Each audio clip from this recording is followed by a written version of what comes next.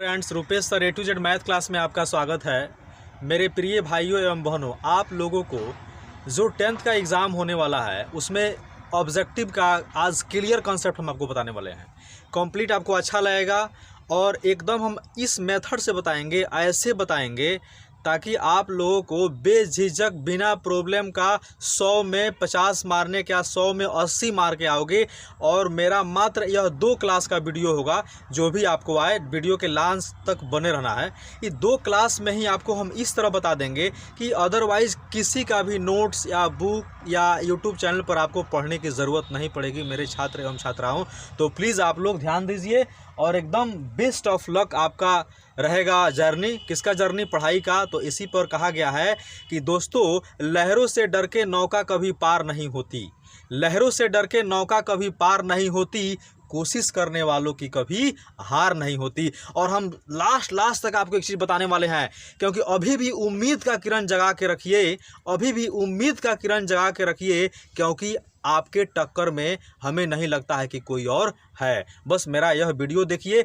हर एक छात्र को, जितने भी छात्र छात्राएं 10th के एग्ज़ाम देने वाले हैं, 22 लाख 25 लाख 30 लाख लड़के लड़कियां बैठते हैं, सबको मैथ में ज़रूर कुछ लड़के लड़कियों को डर लगता है दोस्त। लेकिन आज का क्लास देखो और 1-2 क्लास देखना, या महा मैराथन नाम लेके हम आए हुए हैं, आपको कंप्लीट डर भाग जाएगा। 50 ऑब्जेक्टिव सही करो, एकदम मस्ती करो। चलिए विद्यार्थी, तो सबसे पहले हम लोग क्या रखेंगे, यह जो क्लासेस है रुपेश क्लासेस है, यह क्लासेस का नाम है रुपेश क्लासेस, ध्यान दीजिए।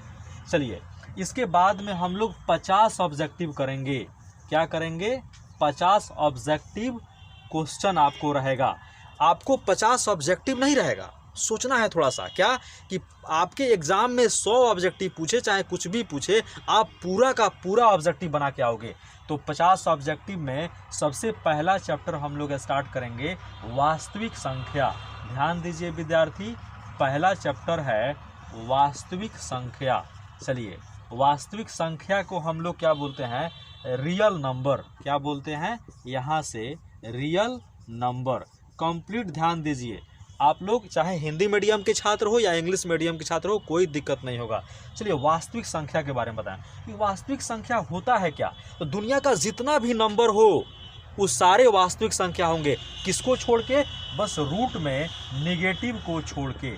ज़्यादा समय हम आपको नहीं लेंगे, बस कॉन्सेप्ट से छुड़ाएंगे, कॉन्सेप्ट बताएंगे विद्यार्थी। तो रूट में निगेटिव को छोड़ के बाकी जितनी भी संख्याएं हैं, बाकी जितनी भी संख्याएं हैं दोस्तों, वह कौन संख्या हो जाएगा? तो वास्तविक संख्या होगा। कंप्लीट समझ में आया होगा विद्यार्थी। चलिए, जैसे में कोई कहेगा सर कैसे, रूट में निगेटिव छोड़ दो, जैसे में हम तुमको बता रहे हैं, देखो ना, √3 √2 1/2 1 + √3 1 + √4/2, ये सारा वास्तविक संख्या है दोस्तों। क्या है? वास्तविक संख्या है। लेकिन अभी हमारे कुछ भाइयों एवं बहनों को प्रॉब्लम होता होगा कि सर आपने यह चीज़ बताया है ना, जो रूट में नेगेटिव है, कंप्लीट क्लियर नहीं हो पा रहा है कि इसको क्यों छोड़ के किस तरह का रहेगा तो हम समझें कि वास्तविक संख्या नहीं है। जैसे में अब देखो, रूट में -3 दे दे, या रूट में 5 दे दे, या 1/0 दे दे, ये सब जब अगर संख्या रहेगा तो यह वास्तविक संख्या नहीं होगा।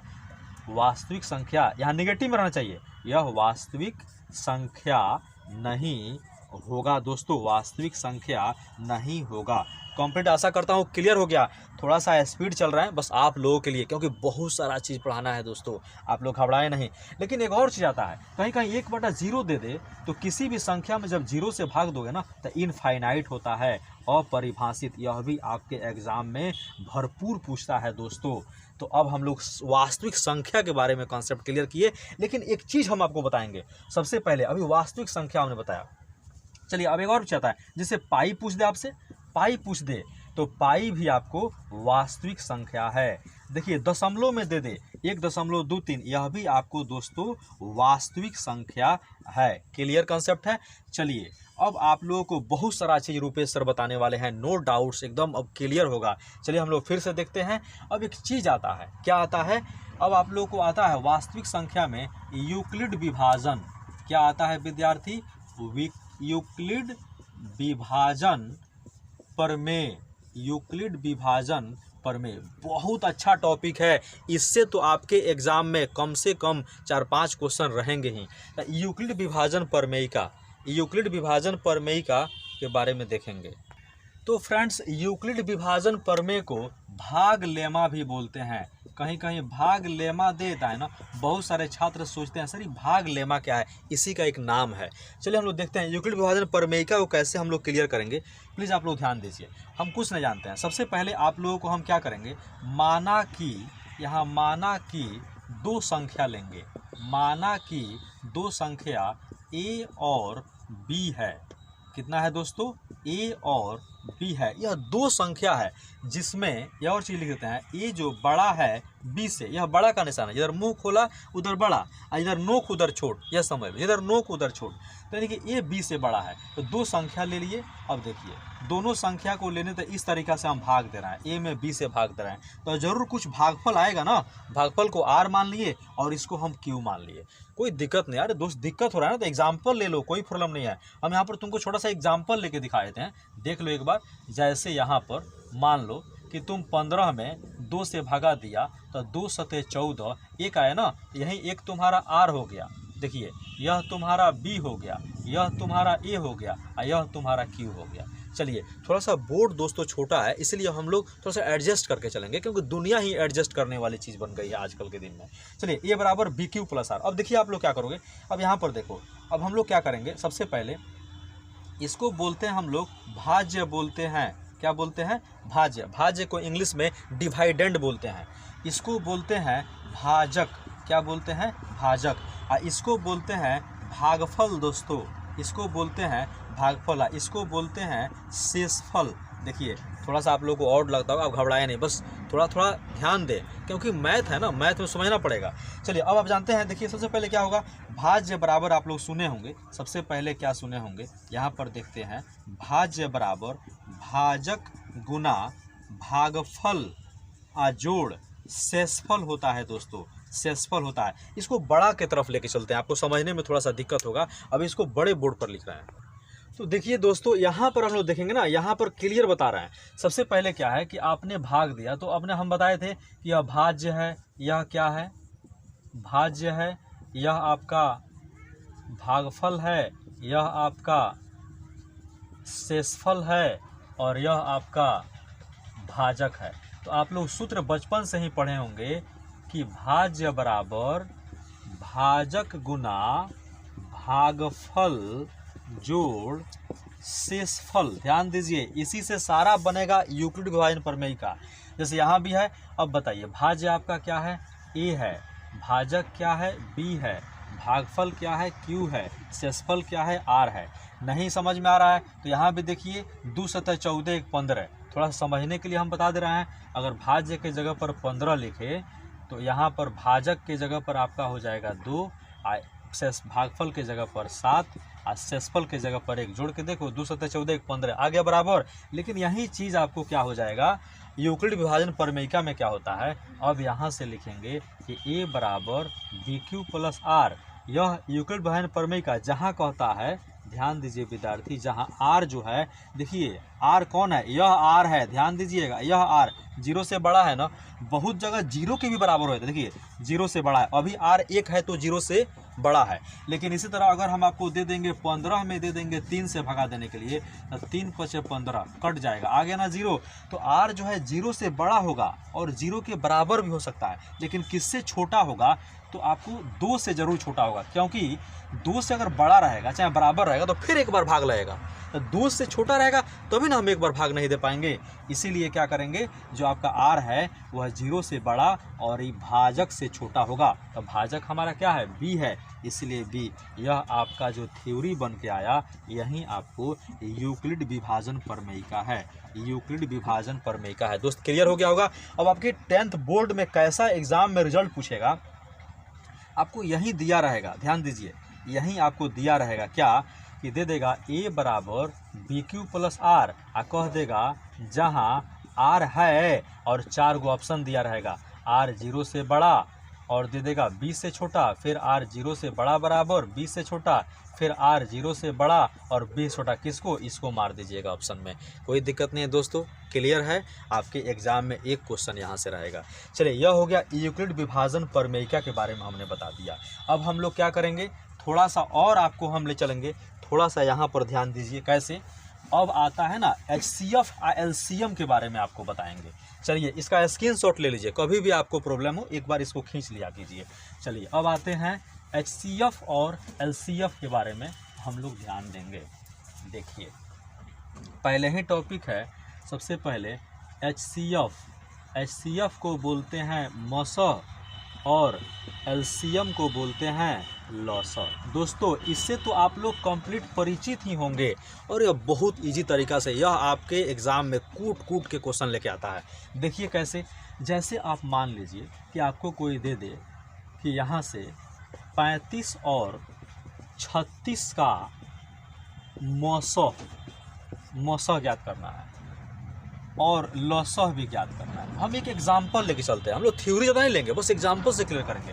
35 और 36 का मौसह, तो आप लोग क्या कीजिएगा, एक तो भाग विधि होता है जो आप लोग सारे छात्र एवं छात्राएँ जानते हैं, तो वैसे भी मौसह निकाल सकते हैं। जैसे में आपको इस तरह से हो जाएगा 35 भागा 36, तो एक मर्द में यहाँ पर आ गया 35, एक आ गया, फिर यहाँ 35, तो यहाँ 35 मर्द में 35 क्या हो गया, कट गया। जो अंतिम भाजक होता है, यहाँ पर लिख लीजिएगा, जो अंतिम भाजक होता है दोस्तों, अंतिम भाजक क्या है, एक है, यही HCF है। क्या है दोस्तों, HCF है, किसका, 35 और 36 का, 35 और 36 का। दोस्तों, कोई दिक्कत नहीं है, यह HCF आप ऐसे निकाल सकते हैं। चलिए, एक छोटा सा एग्जांपल आपके पास हम लेके चलते हैं, थोड़ा ध्यान दीजिए।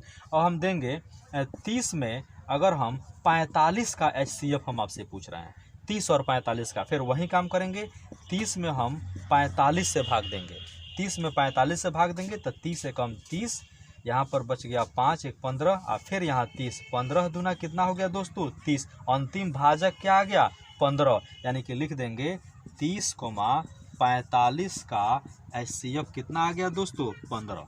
चलिए, यह हम आपको HCF क्लियर किए। अब कोई भी HCF आएगा आप लोग इसको बना सकते हैं। अगर 3 का भी दे देगा, मान लीजिए 30, 45 और यहाँ 60 देता, यहाँ पर एक और लगाया था 60, तो 30 और 45 का जो 15 आया है ना, इस 15 को तीसरी संख्या 60 से डिवाइड करते, तो फिर 15 15 30 15 15 चौका 60 दोस्तों, यह कट गया, फिर भी 15 आ गया। तो अब यहाँ तीनों का लिख सकते हैं, 30 45 60 का HCF कितना हो गया दोस्तों, 15।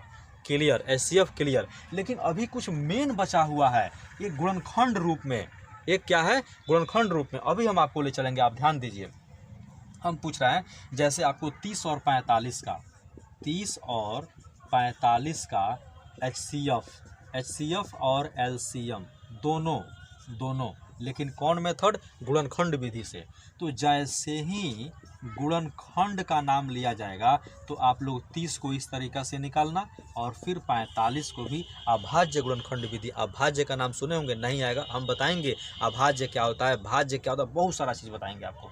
चलिए, 30 तो 2 15 दूना 30, 3 पचे 15, चलिए 5 एकम 5, इस तरह। एकदम कितना आसान लग रहा है, कितना आसान है, ऐसे ही करना है। फिर 45 में 3 से 15 तियाँ 45, 3 पचे 15, 5 एकम 5। दोस्त, क्लियर है। अब आप लोग क्या कीजिएगा, इसको लिख लीजिएगा, 30 बराबर कितना, 2 गुना 3 गुना 5, और फिर उसी तरीक़ा से 45 बराबर दोस्त, यानी कि 3 गुना 5। क्लियर है ना, कोई दिक्कत नहीं है। अब एक ट्रिक्स बताएंगे, ट्रिक्स से HCF LCF निकलवाएंगे आपको। अब देखिए, दोनों में 2 3 5 है ना, तो इसमें भी 2 3 5 होना चाहिए। तो देखिए 3 5 है लेकिन 2 नहीं है, तो अब एक पहले पावर के रूप में लिखने की कोशिश कीजिए। इसको कैसे पावर के रूप में लिखिएगा, तो ध्यान दीजिए, यहाँ पर हम लिख रहे हैं 2 एक ही बार है तो 2 का पावर 1, 3 एक ही बार है तो 3 का पावर 1, अब 5 एक ही बार है तो 5 का पावर 1। पावर के फॉर्म में लिख लीजिएगा दोस्त, 5 का पावर 1 पावर के फॉर्म में लिख लिए। अब इसको हम देखेंगे थोड़ा सा, इसको और थोड़ा सा छोटा करते हैं, 3 गुना 5। अब देखिए 3 कितना बार है, 2 बार है, अब 5 कितना बार है, 1 बार है। ध्यान दीजिए, अब कौन ऐसा संख्या है जो इसमें नहीं है, तो इसमें 3 5 है और इसमें 3 5 है, लेकिन इसमें जो 2 है इसमें नहीं है, तो एगो 2 का भी जोड़ा लगा दीजिएगा, तो 2 का पावर 0 लिख दीजिएगा। पूछिए क्यों? क्योंकि किसी का पावर अगर आप 0 करते हैं तो 1 हो जाता है। तो मान लीजिए आपको 3 5 के साथ 1 भी है, यहाँ कुछ रख लीजिए, 1 है, 1 के जगह पर हमने क्या लिख दिया? 2 का पावर 0। बहुत सारे छात्रों को लगता होगा सर 2 का पावर 0 क्यों लिख दिया? अरे हम जोड़ा लगाने के लिए। अब देखो ना, 2 3 5 यहाँ भी है और 2 3 5 यहाँ भी है। क्लियर? जोड़ा लगा दिए। एक और क्वेश्चन करेंगे, एक से नहीं क्लियर होगा, दूसरे से क्लियर होगा, लेकिन होगा क्लियर। अब देखिए HCF की बात होता है। अब हम आपसे पूछेंगे HCF की बात होता है। HCF में न्यूनतम पावर देखिएगा, न्यूनतम पावर दोनों में कॉमन, न्यूनतम घात देखना है, न्यूनतम घात दोनों में न्यूनतम घात। चलिए न्यूनतम घात वाला दोनों में छाटिए, 2 का पावर 1 तो यहाँ पर 2 का पावर 0, तो न्यूनतम क्या हो जाएगा बाबू? 2 का पावर 0। पूछिए क्यों? 2 का पावर 0, 1 से 0 कम है, तो दोनों में 0 होना चाहिए, न्यूनतम घात। चलिए अब यहाँ पर देखिए 3 का, देखिए यहाँ 3 का पावर 1 हुआ, यहाँ 3 का पावर 2 है, दोनों में 1 होगा ना, 3 मिलेगा, तो यहाँ पर हो गया 3 का पावर 1। फिर यहाँ देखिए 5 का पावर 1, यहाँ 5 का पावर 1, तो यहाँ 1 को न्यूनतम 5 का पावर 1 हो गया। अब इसका क्या हो जाएगा? 2 का पावर 0 1 और 3 का पावर 1 3 और 5 का पावर 1 5, 3 5 कितना हो गया? 15 दोस्तों। क्लियर? अब यहाँ से HCF आपका आ गया, HCF आ गया 15। ध्यान दीजिए।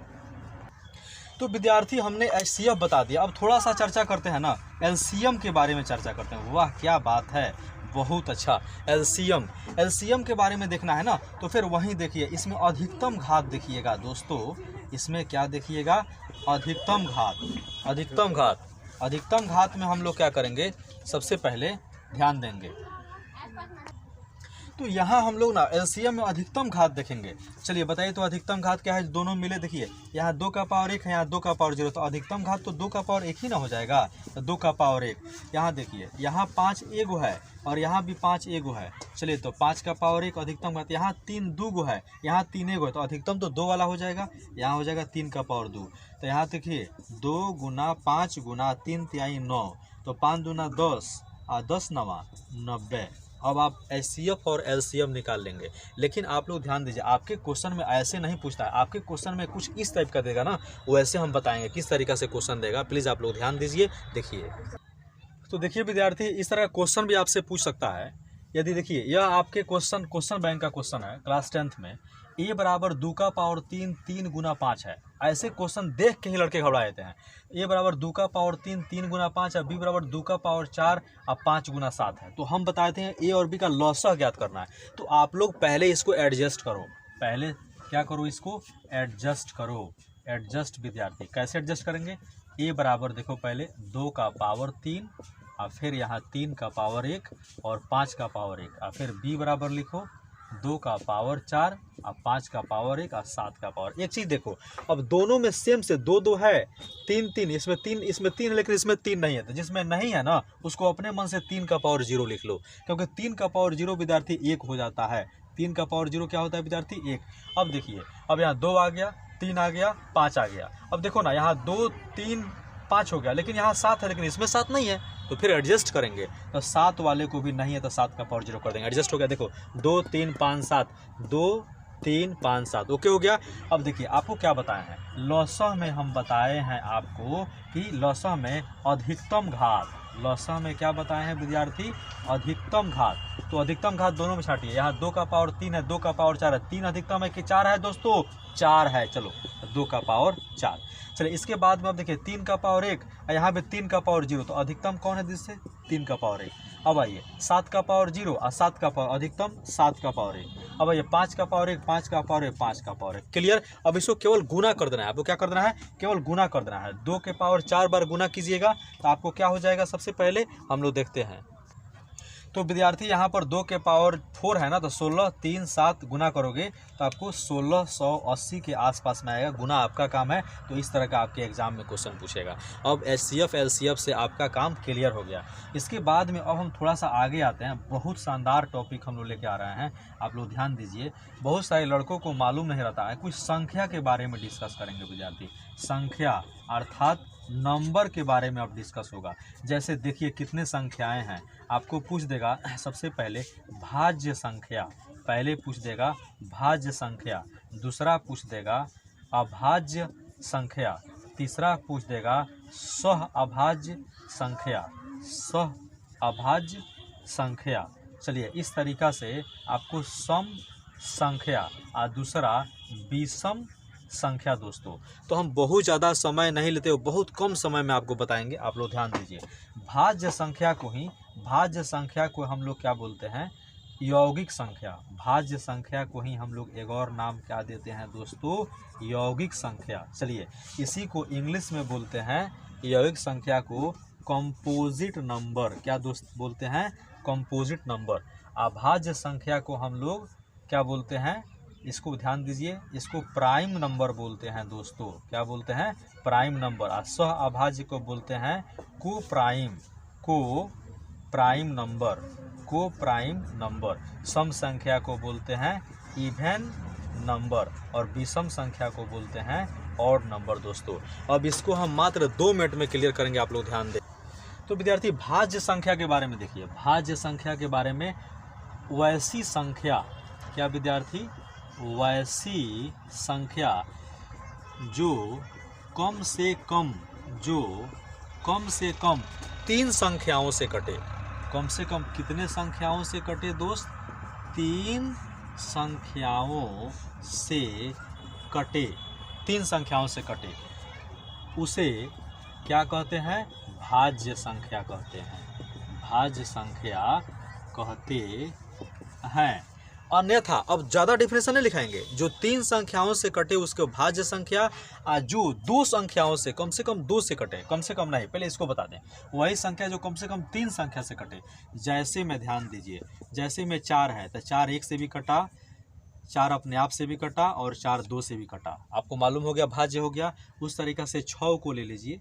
6 आपको 1 से भी कटा, 6 से भी कटा और 3 से भी कटा और 2 से भी कटा। इस तरह से आपको भाज्य क्लियर हो गया कि कम से कम 3 से जरूर। विद्यार्थी यहाँ भाज्य संख्या अब क्या हो जाएगा? 4 हो जाएगा, 6 हो जाएगा, 5 नहीं होगा, यानी कि 7 नहीं होगा। 4 6 8 हो जाएगा, 9 हो जाएगा, 10 हो जाएगा। इस तरीक़ा से भाज्य संख्या हो गया। अब आता है अभाज्य संख्या। अब आपको क्या आता है विद्यार्थी? अभाज्य संख्या। वैसी संख्या जो एक और अपने आप से कटे, जो केवल लगा दिया गया। ये तो सभी संख्या एक और अपने आप से कटता है, ध्यान दीजिए। वही संख्या जो केवल एक और स्वयं से कटे, एक और अपने आप से क्या करे? कटे। जैसे में देखो कैसे, जैसे आपको 2 हो गया, 1 से कटता है, अपने आप से कटता है। 3 1 से कटता है, 3 से कटता है। 5 1 से कटता है, अपने आप से कटता है। इस तरीक़ा से 7 8 नहीं, 9 नहीं, 10 नहीं, 11 13। अब आपको समझ में आ गया अभाज्य संख्या क्या है दोस्तों। आपके एग्जाम में ऑब्जेक्टिव दे देगा, क्वेश्चन दे देगा, पूछ देगा 10 11 12 और 15 में कौन अभाज्य संख्या है? तो 11। क्लियर कंसेप्ट है। इस तरह ऑब्जेक्टिव पूछता है। अब एक आता है आपको सह अभाज्य। क्या आता है दोस्तों? सह अभाज्य। ध्यान दीजिएगा, यह भी बहुत अच्छा टॉपिक है। सह अभाज्य संख्या। सह अभाज्य संख्या कुछ नहीं है, यानी कि वैसी संख्या जिसका सार्वगुणनखंड, वैसी संख्या जिसका सार्वगुणनखंड क्या है विद्यार्थी? मतलब दोनों में मिलता हुआ। सार्वगुणनखंड का मतलब क्या होता है? दोनों गुणनखंड में मिलता जुलता। ध्यान दीजिए दोस्तों, ये आप लोगों के लिए लिखा रहा है। मिलता जुलता एक हो, उसे हम लोग सह अभाज्य कहते हैं। उसे हम लोग सह अभाज्य कहते हैं दोस्तों। अब जैसे, अच्छा एक और बात, अच्छा है 2 लगातार संख्या भी सह अभाज्य है। ये भी चीज़ लिख देते हैं, आपको क्लियर हो जाएगा। देखिए, जितने भी यूट्यूब चैनल पर हमारे भाई एवं बहनें पढ़ रहे हैं, कंप्लीट इस थ्योरी को स्क्रॉल कर के रोक के ज़रूर लिख लें। इससे बेहतरीन आपको कहीं नहीं मिलने वाला है। 2 लगातार संख्या भी क्या कहलाता है? सह अभाज्य होता है। अब जैसे में दोस्तों देखो 3 4 सह अभाज्य है, 5 6 सह अभाज्य है, 7 8 सह अभाज्य है। या अब एक आध दो को बता देते हैं कैसे 2 संख्याओं का सार्वगुणनखंड 1 होगा। जैसे तुम हमको बताओ, हम मान लेते हैं यहाँ पर देते हैं 35, हम 8 और 9 ले लेते हैं। तो देखो, सबसे पहले 8 का गुणनखंड करोगे, तो क्या क्या हो जाएगा 8 का गुणनखंड। जैसे 8 किससे किससे कटेगा, अब बताओ, 2 से कटेगा, उसके बाद में किससे कटेगा, 4 से कटेगा, 2 से, 4 से, अब इसके बाद में आपको स्वयं 8 से, तो उसके बाद में 9 देखो, एगो 1 से भी कटेगा, 9 3 से कटेगा, 9 से कटेगा, 1 से कटेगा, दोनों में मिलता जुलता क्या है, 1 आ गया ना, 1 से अधिक नहीं मिलना चाहिए, इसलिए लिखेंगे 8 और 9 का क्या सह अभाज्य संख्या है। क्यों? क्योंकि सार्वगुणनखंड क्या है, 1 है। क्लियर? सह अभाज्य संख्या आप लोग को बता दिए। अब देखिए अब आता है विद्यार्थी सम संख्या। सम संख्या ना जिसमें 2 से भाग लगे, 2 से भाग लगे, जैसे कैसे 2m और m कोई पूर्णांक संख्या है, m कोई क्या है, धनात्मक पूर्णांक। m क्या है विद्यार्थी, धनात्मक को इंग्लिश में पॉजिटिव बोलते हैं, पॉजिटिव पूर्णांक है। कितने लड़कों को समझ में नहीं आता है कैसे सर 2m, देखो 2m और m धनात्मक पूर्णांक का मतलब हो गया 1 2 3 4 डैश। तो देखो 2m के जगह पर अगर तुम 1 रखोगे तो 2 आ गया। चलिए अब यहाँ पर m के जगह पर 2 रखोगे तो आपको 4 आ गया, m के जगह पर 3 रखोगे तो आपको 6 आ गया। देखो 2 4 6 8 10 इस तरीक़ा से ये सम संख्या हो गया। विषम संख्या के बारे में अगर हम आपको चर्चा करेंगे तो विषम संख्या 1 3 5 7 9, लेकिन इसका रूप क्या होगा लिखने के लिए, तो यह होता है 2m + 1। कभी विषम होगा ना तो 1 के बाद में होगा। जैसे देखो अब यहाँ m के जगह पर भी तुम रख सकते हो, जैसे m के जगह पर अगर 0 1 2 3 4 रखो तो देखो 2 गुना 0 जोड़ 1 अर्थात आपको 1 हो गया, और फिर 2 गुना 1 जोड़ 1 तो कितना हो गया, 3 हो गया। इस तरह 1 3 5 7 बढ़ते जाएगा। तो विषम संख्या के लिए आपको दे सकता है क्या, अब देखिए आपको एग्जाम में कैसे पूछेगा, दे देगा सम संख्या, देखिए यहाँ दे देगा सम संख्या है, दे देगा 2m + 1 2m + 5 कोई नहीं तो 2m हो जाएगा। यही विषम संख्या के बारे में पूछेगा तो विषम संख्या आपको होता है, एगो 2m + 1 भी होता है और एक होता है 2m - 1 भी होता है। m के जगह पर कुछ भी दे देगा, लेकिन यह विषम संख्या का रूप है। तो विषम संख्या को हम लिख देंगे 2m + 1, और जहाँ m जो है धनात्मक पूर्णांक नहीं, अब यह इंटीजर है, पूर्णांक संख्या है। m क्या है, पूर्णांक संख्या, क्योंकि पूर्णांक 0 1 2 से स्टार्ट होता है। और यहीं दे देंगे 2m - 1, तो यहाँ दे देंगे m आपको क्या है, धनात्मक संख्या है। धनात्मक संख्या 1 2 से स्टार्ट होता है, आप रख लेते हैं। विषम संख्या आएगा तो इसको टिक मारिएगा। इस पर क्वेश्चन भी आप लोग को दिया जाएगा, प्लीज़ ध्यान दीजिए। तो विद्यार्थी ऐसा क्वेश्चन आपको देगा, यदि x 2 का गुणज है तो x बराबर 2m हो जाएगा, 4 का गुणज है तो 4m होगा, ऑप्शन देगा। x 4 का गुणज है तो 4 को ऑप्शन देगा, 4m और 4m + 1 दिस दैट, इस तरह तो आप लोग लिख लेना। यदि x को 2 से भाग देने पर शेषफल अगर 1 आता है तो x बराबर 2m + 1 शेषफल यहाँ पर हो जाएगा। इस तरीक़ा से अगर देगा कि a को 3 से भाग देने पर क्या क्या आ सकता है, जब a को 3 से भाग देने पर हो सकता है 3m आ जाए, मैंने कट जाए, हो सकता है 3m + 1 आ जाए, या हो सकता है 3m + 2 आ जाए। और 3m + 3 नहीं होगा, पूछिए क्यों।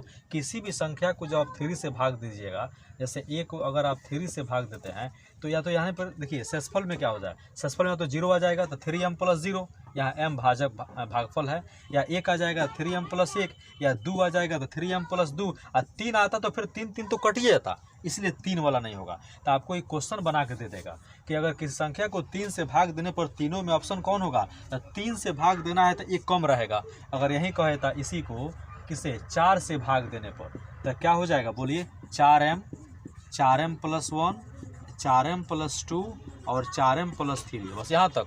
4m + 4 नहीं होगा, फिर 4 तो कट ही जाएगा। फिर कोई कह देगा a को 3 से भाग देने पर विद्यार्थी तो 3m, 3 से नहीं 2 से, क्योंकि 3 वाला बता दिए हैं, तो यहाँ क्या हो जाएगा 2m, और फिर यहाँ 2m + 1, बस इतना हो गया। चलिए हमने यह बता दिया। इसके बाद में अभी पिछले क्लास में, अभी जस्ट इसी क्लास में हम आपको बताए थे कि HCF LCM, तो उसमें एक चीज़ आपको बाकी है जहाँ से क्वेश्चन भर के पूछता है, कहेगा HCF a, b Guna LCM a, b बराबर a गुना b होता है। इस सूत्र पर आपको क्वेश्चन बहुत पूछता है। जैसे आपको क्वेश्चन दे देगा किसी संख्या का HCF 5 है, तो LCM निकालने के लिए देगा, और यहाँ दे देगा जैसे मान लीजिए कुछ भी यहाँ पर दे देगा A गुना B, तो आप लोग आसानी से निकाल सकते हैं। यानी कि यहाँ 2 को चीज़ दे देगा। अगर हमसे कोई पूछ दिएगा HCF निकालने के लिए, तो आप सूत्र A गुना B, इसको इधर फेंक दीजिएगा, LCM A कोमा B हो जाएगा। अगर हमको यहीं पर कह देगा LCM निकालने के लिए, तो फिर A गुना B, जिसको निकालने के लिए कहेगा उसमें LCM पूछेगा तो HCF से भाग, HCF पूछेगा तो LCM से भाग। यहाँ दे दीजिएगा HCF A कोमा B। चलिए इस पर हम लोग क्वेश्चन करते हैं, ध्यान दीजिए। देखिए विद्यार्थी, इस पर एग्जाम्पल कर रहे हैं। 36,50 का HCF 2 है, तो LCM ज्ञात करें। तो कुछ नहीं, हम बताए थे ना LCM का कॉन्सेप्ट। तो A गुना B बटा HCF, देखो तो A गुना B के जगह पर क्या है 36 गुना 50, और HCF इसका क्या दे दिया है 2, भाग दे दो, 18 दूना 36, 18 पचे 90, 900।